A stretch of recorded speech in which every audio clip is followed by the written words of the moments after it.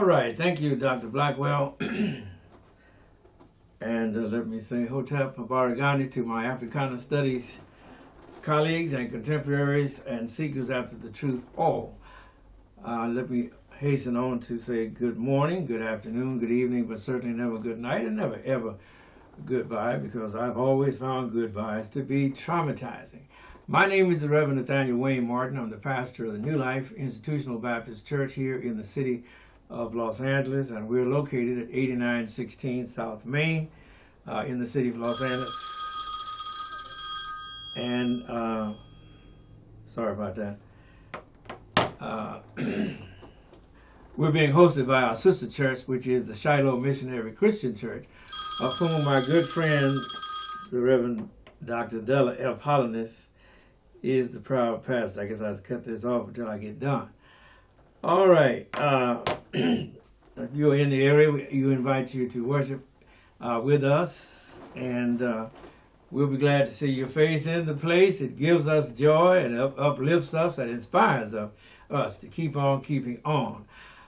This offering that you're viewing is a social justice offering, which means we try to stay away from the hoopalistics and get down to the really nitty-gritty of the way life is impacting us and what the Bible advises us to do about it, or how God views it. Not that we are experts. I don't think no man is an expert. Even the writer in the book of Job say, lo, these are parts of his ways, but how little amount is seen of him. We don't know God as we think, or as we pride ourselves, but God knows us too exhaustively, and we can always trust in God. It's like that saying in the New Testament,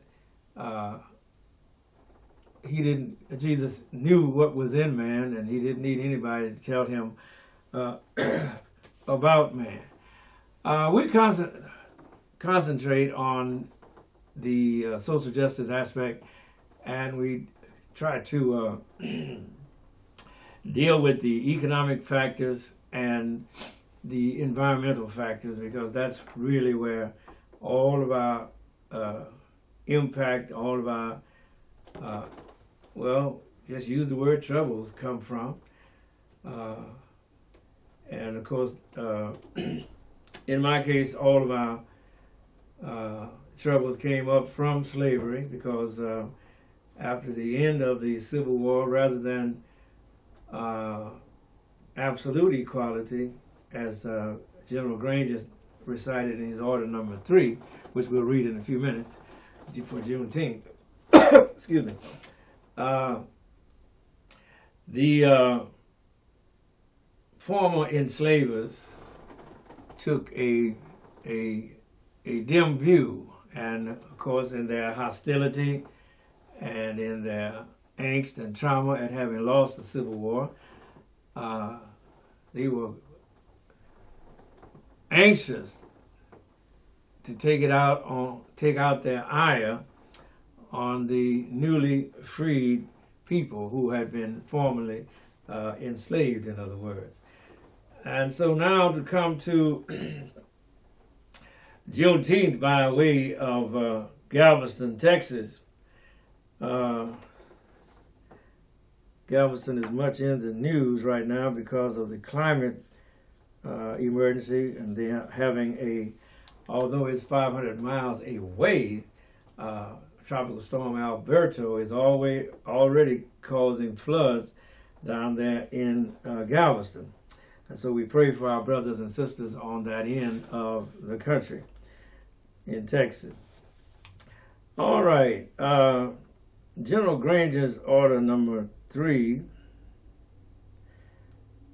is very brief, very distinct, and this is what it says. General Granger's General Order number 3, Headquarters District of Texas, Galveston, Texas, June 19th, 1865, General Order number 3. All right, the people of Texas are hereby informed that in accordance with a proclamation from the executive of the U.S., all slaves are free. This involves an absolute, mark that word, absolute equality of personal rights and property rights between for masters and slaves. And the connection heretofore existing between them becomes that between employer and hired labor. The freedmen are advised to remain quietly at their present homes and work for wages. They are informed that they will not be allowed to collect at military posts, and they will not be supported in idleness either there or elsewhere. By order of Major General Granger, General F.W. Emory, and Major A.A. Ginn. All right. These men were in other words, it was General Granger's order. These other generals, or major generals, were to see that it was carried out there. So I ask you to mark the absolute equality of here in this brief communication, and that because Negroes still haven't got absolute equality. Absolute equality would at that time have involved reparations, which General Sherman's Order Number 15 did begin to do in the Carolinas. But, of course, that was overridden after the assassination of Abraham Lincoln and the assumption of the presidential office by Andrew Johnson, who turned out to be quite a character. I'm making light of it. And so that is the background of Juneteenth. Notice, if you will, at the beginning of this order, it said, in accordance with a proclamation of the executive. Of course, that proclamation was the Emancipation Proclamation, which was issued back in 1863. And here it is 1865, and the Negroes in Texas, or the people who were formerly enslaved, were not free because fear of the retaliation of the plantation owners and other types of fear. They were feared to run away. And then Texas was kind of at the end of the line. In other words, the seceding states, along with Texas, which made up the 11 seceding states, were closer together, where Texas was, of course, in the Gulf of Mexico. So when the Union armies were dispatched to overrun the rebels, sometimes the Union armies won those battles, and then sometimes they did not. And then when they did not, then those slaves, even though they were free, they had to remain in slavery because the Union Army had failed in a battle or in the war in that area. So that's how it was going back and forth. It was a dicey situation because sometimes the Union Army would win one day, and then the Confederate would come back and overrun them and rout them from their hard-won positions the next day. So like I said, the enforcement of the Emancipation Proclamation was an iffy situation. It was not a guaranteed situation that the Union armies always won, especially in 1863. and 1864. There were a lot of defeats that the Union armies underwent. A lot of times because of the general just wasn't no count. Abraham Lincoln had to finally dismiss George McClellan because George McClellan was not on board with Abraham Lincoln. George McClellan felt that slavery was good, and the institution of slavery was good, and he wasn't about to change it. And so that is why it took 4 years to do something that really should have only taken 1 year. As a matter of fact, after the Battle of Gettysburg, when the Union Army under the Major General were routing the Confederates, they defeated the Confederates, and Lincoln felt that if the general had just persevered, had pressed, in other words, while the Confederates were on their back heels, so to speak, and were fleeing and retreating, because the Confederates lost 15,000 people at Gettysburg. And Lincoln felt that I'm trying to think of his name, the general,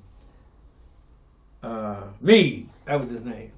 If General Meade had just pressed right then, that the war could have been over, but instead General Meade was rather recalcitrant after having won such a great victory there in Gettysburg, and he was in no hurry to confront Robert E. Lee again, because he knew, just like McClellan, were in awe of General Robert E. Lee, and so consequently he didn't pursue, and to the chagrin and the disappointment and the anger of Abraham Lincoln, he said, because we could have won the war right then if General Meade had just pursued behind the Confederate Army while they were weak, while they were crippled, while they were on their back foot, as it were. But of course, General Meade did not pursue, and Robert E. Lee was able to get back across the Potomac River, get back out of harm's way, in other words, and the war would last another 2 years. So that was in 1863 and 1864 and 1865 when they finally defeated Robert E. Lee's army, and at Appomattox made him sign an unconditional surrender. Not under General McClellan, no, but under Ulysses S. Grant. And Phil Sheridan was the general that dispatched General Granger to go down and enforce the Emancipation Proclamation and let the slaves know they were free in Texas. Naturally, the slave owners were not going to tell the slaves that they were free, because they had to get that crop out of the field and get that crop to market. And so they were not in a hurry to let the slaves know they was free. No, they ain't never done it like that, because that impacted their way of living, their lifestyle, their economics, if you will. And so that's why Texas celebrated Juneteenth as they did, 19th of June, as we called it, Juneteenth. Because that's when the slaves got the news that they were free. Not only were they free, but the war was over. So that gives you some idea of the mindset of a Texan, a white Texan, during that tremendous time, all right?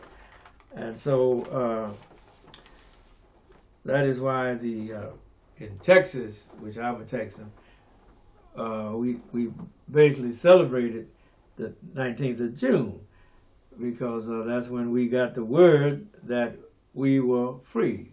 We being collectively the blacks who had been formerly enslaved on that end of the country. I can just remember as a boy that my parents would always do a lot of barbecuing. If we wasn't going to stay home, we would load our barbecue and get in our cars and get our watermelon and our red soda water, and we would head to Galveston, where it all was. Galveston wasn't that far from Houston, but at that time, you had to go across a bridge because Galveston was an island. And then when you got over there, you couldn't park where you wanted to because the front end of the beach was lily white. You had the up beach was where the white folks would live. Then the black folks mostly had to drive 10 miles down the beach. Mind you, that's the same Gulf of Mexico that the white folk was in up above the beach, but we had to drive some probably 10 miles further on, or at least 5 miles further on. I can't remember the distances now. But they had like a wall across the road. When you drove past that wall, now you were where the Negroes could get into the water of the Gulf of Mexico and you wouldn't get yourself killed for swimming in the white folks' area. Oh yes, all of those days I remember. But we celebrated the 19th of June. I'm talking about we Texans, black Texans, always celebrated the 19th of June.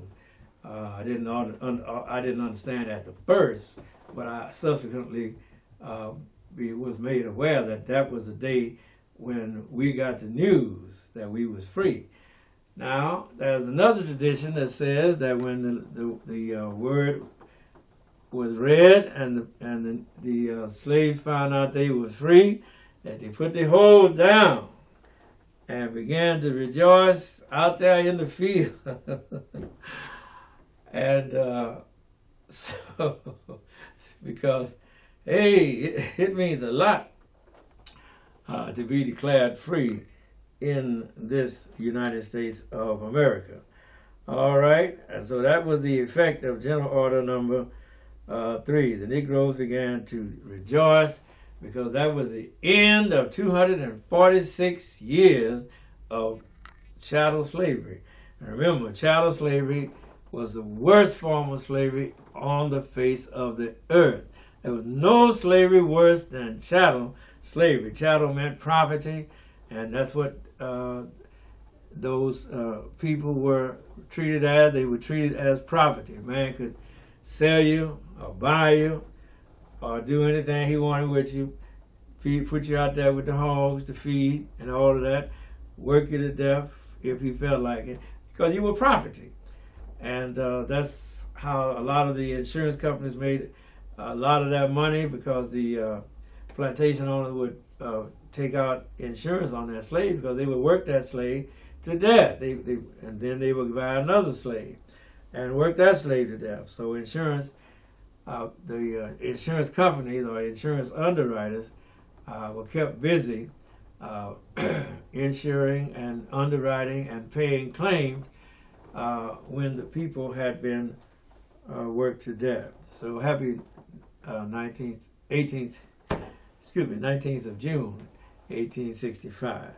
Remember, by that time, Abraham Lincoln had been assassinated back in April, on April 14th, and he died on that April 14th was Good Friday, and when he was shot by John Wilkes Booth, and then he lingered from the injury until history says 7:22 a.m. Saturday morning, which was April the 15th.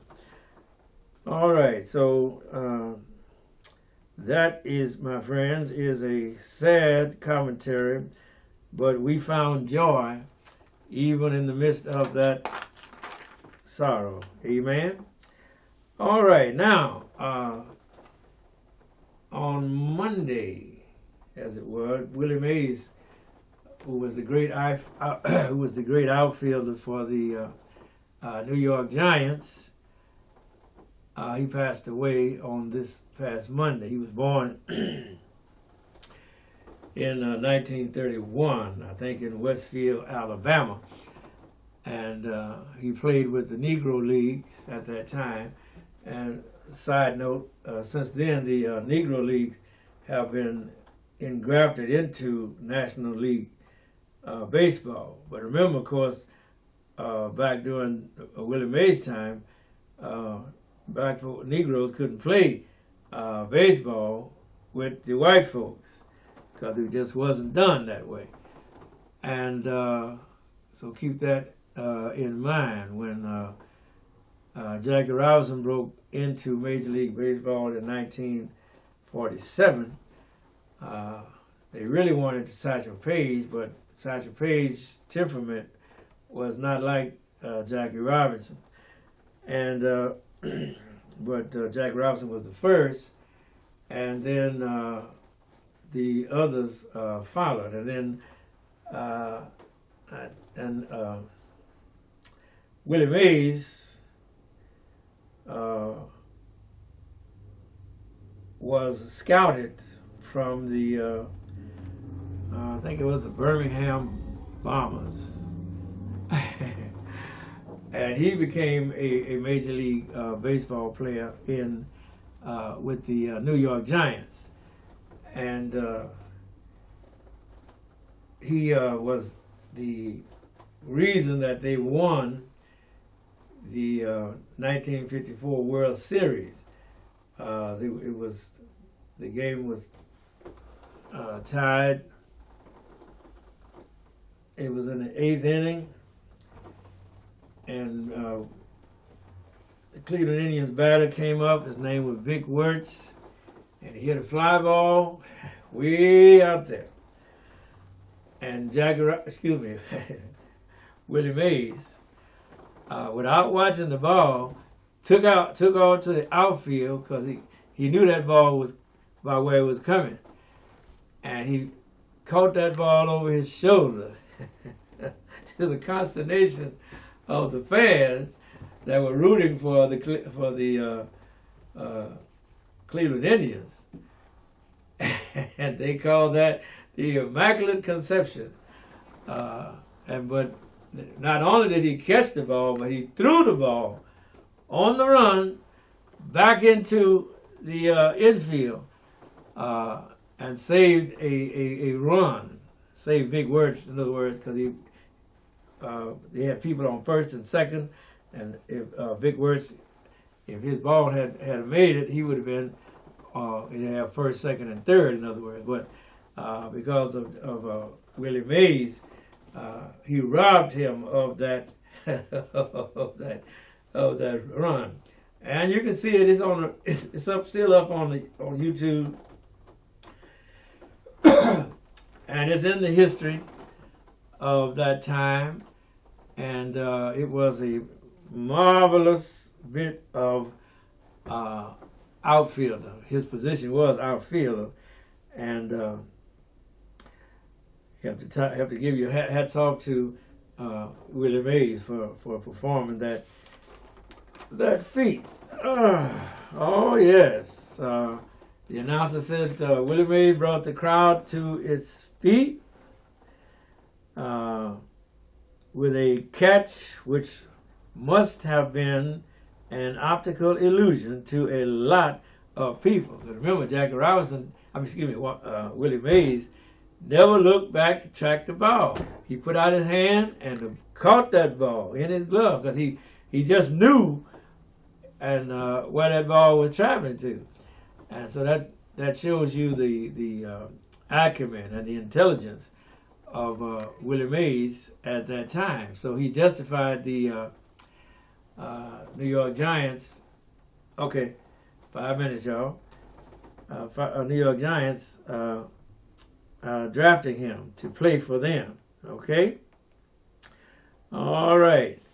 Now, as we get ready to close, Bernie Sanders was on the committee that was questioning the high price Big Pharma charges for their prescription drugs. Prescription drug in question is a drug called Ozempic, which is manufactured by Novo Nordisk. Now, keep in mind that all drugs used in the United States go through the National Institute of Health. All the research is done there. And then they turn it over to these sharks, these big pharma people, to put a price on it and then sell the drug at the highest price that they can.